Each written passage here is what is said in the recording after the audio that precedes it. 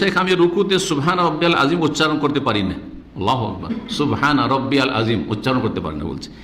আল্লাহ তৌফিক দান করেন স্পষ্টভাবে। এখন আমি এর বদলে অন্য তসবিহটা বলছেন সুবহান কুদ্দুসুন রব্বিল মালাইকা বা রব্বুল মালাইকা, রব্বিল না রব্বুল হবে, রব্বুল মালাইকাতে ওর রূহ। এটা তো আরো মুশকিল, যে ওইটাই পারি, পড়তে পারবো, এটাই পড়তে পারবে। সুবহান কুদ্দুসুন রব্বুল মালাইকাতে ওর রূহ এইটা পড়তে পারবে, কিন্তু সুবহান রব্বিয়াল আযীম পড়তে পারবে না। অসুবিধা নাই, দিন খুব সহজ।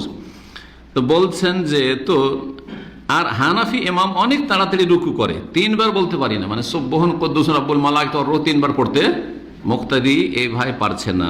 যদি দুবার মাত্র ওই তসবিহ পড়ি তাহলে কি রুকু হবে? দুইবার না, শুধু একবার পড়লে হয়ে যাবে। এই মাসালা কিন্তু আমাদের দেশের অনেকেই জানে না, মনে করে তিনবার একবার মাস্ট, অবশ্যই একবার তসবিহ করা রুকুতে সেজদাতে রুকুন ফরজ একবার, তিনবার সর্বনিম্ন উত্তম সুন্নাত, সর্বনিম্ন উত্তম বললাম। আর তার বেশি যত বেশি পড়বেন সর্বোত্তম, যত বেশি পড়বেন তত উত্তম। মাসলা স্পষ্ট না?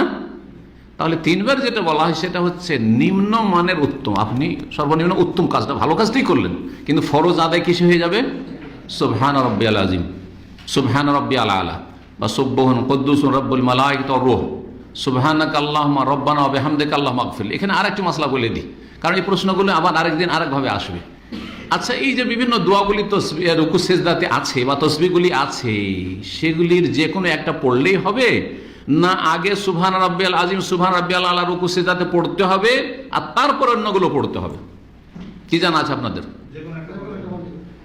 একদল বলছেন যে আগে সুবহান রাব্বিয়াল আযীম কমপক্ষে একবার পড়তে হবে, আগে সুবহান রাব্বিয়াল আলা সেজদাতে একবার কমপক্ষে পড়তে হবে।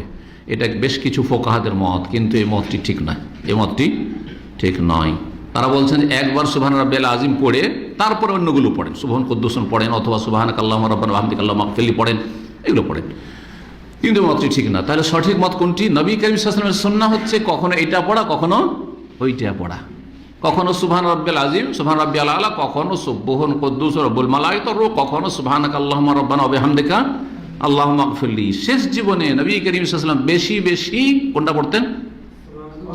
সুবহানাকা আল্লাহুম্মা রব্বানা ওয়া বিহামদিকা আল্লাহুম্মা আগফিরলি। সূরা ইযা জা নাসরুল্লাহি ওয়াল ফাতহু ওয়া রাআইতান নাস ইয়াদখুলুনা ফি দীনিল্লাহি ফাসাব্বিহ বিহামদি রাব্বিকা ওয়াস্তাগফিরু।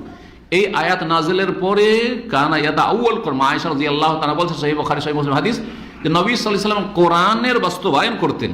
আর সূরা ইযা জা নাসরুল্লাহ শেষ দিকে নাজিল হয়েছে, মক্কা বিজয়ের পরে নাজিল হয়েছে বা সেই সময় নাজিল হয়েছে। তাহলে আগের সালাতগুলিতে সুবহান রাব্বিয়াল আযীম সুবহান রাব্বিয়াল আলা পড়তেন, সুবহান কুদ্দুস রব্বুল মালাইকাতি ওর রূহ কখনো কখনো পড়তেন, কিন্তু শেষ জীবনে বেশিরভাগ এইটাই পড়েছেন বা নিয়মিত এটা পড়েছেন। সুতরাং এটি হচ্ছে বেশি উত্তম। আহলে হাদিস ওলামারা, আহলে হাদিস জনগণ ভারত, বাংলাদেশ, পাকিস্তানে সুবহানাকা আল্লাহুম্মা রব্বানা ওয়া বিহামদিকা আল্লাহুম্মা আগফির এটা পড়ে।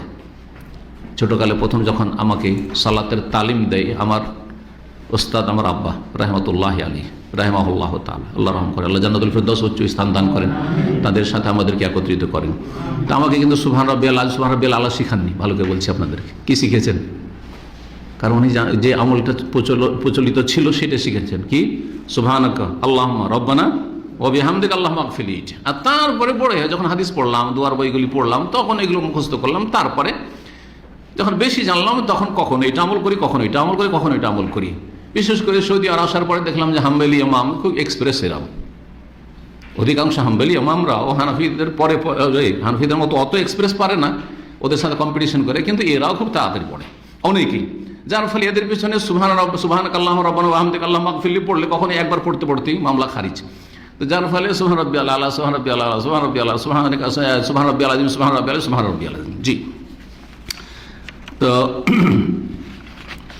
এই ছিল উত্তর। তো উত্তর হয়ে গেছে আশা করি। একবার পড়া যথেষ্ট ইনশাআল্লাহ, কিন্তু চেষ্টা করবেন বেশি পড়ার, এবং ইমামকে একটু পরামর্শ দিবেন, ইমামকে সালাম দোয়া করে তাকে পরামর্শ দেবেন যে ইমাম সাহেব যদি একটু লম্বা করেন তাহলে আমরা একটু তসবিহ দোয়াগুলি একটু বেশি ভালো করে পড়তে পারি।